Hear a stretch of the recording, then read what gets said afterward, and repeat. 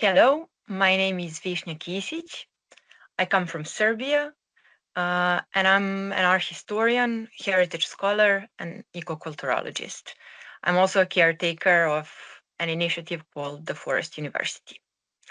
So this time I want to give you my definition or my understanding of living heritage. And I would like to start with how we dominantly define living heritage within heritage studies and within heritage practice. So we usually think of living heritage as practices, knowledges, and skills that have been passed from one generation to another generation and that are still in use today. So they are still sort of alive today.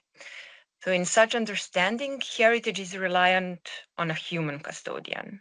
And there is a kind of person-to-person transmission of these skills. So from one human to other humans to the future generations like that. And in the moment that we live in, I think we need to expand this definition of living heritage. And I would invite us to think through living heritage in an expanded way. So we live in the moment that is very particular. We have never cared for so many heritage sites and heritage objects. We have never had so many professionals and institutions and NGOs and volunteers caring about heritage.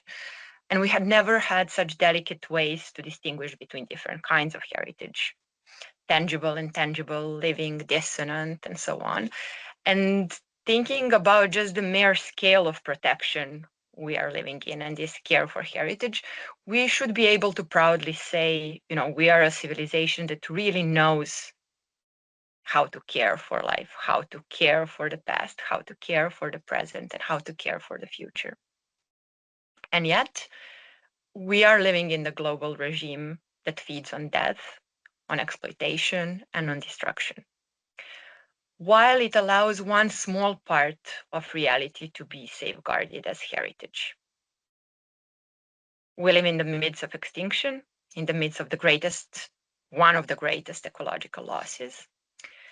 And I wonder whether our belief that we know how to care for heritage and preserve is helping to sustain this very capitalist, colonial, anthropocentric regime of destruction that we are in a sense that it occupies us with bits and pieces to care for, bits and pieces to transmit, while destroying everything else, while destroying the very possibility of life on Earth.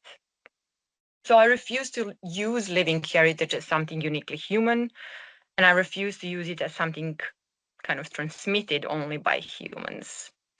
Times like this invite us to kind of broaden our conceptions, our understandings and practices. And climate and ecological breakdown invite us to connect and intertwine with all life.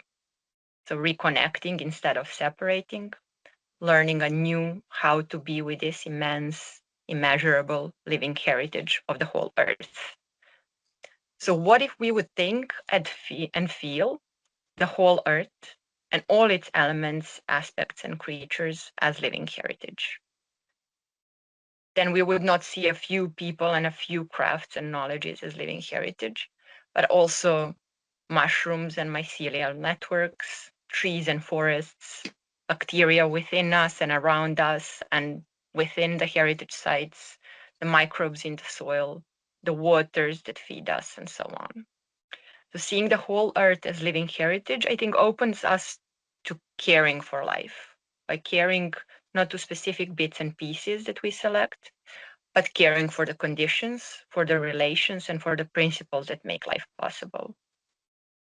This invites us to care for heritage not by selecting and ghettoizing it from the rest of the world, from the rest of the web of life, from the rest of the symbiotic real, but invites us to nurture this supportive, symbiocentric, mutually aiding aspects of coexistence.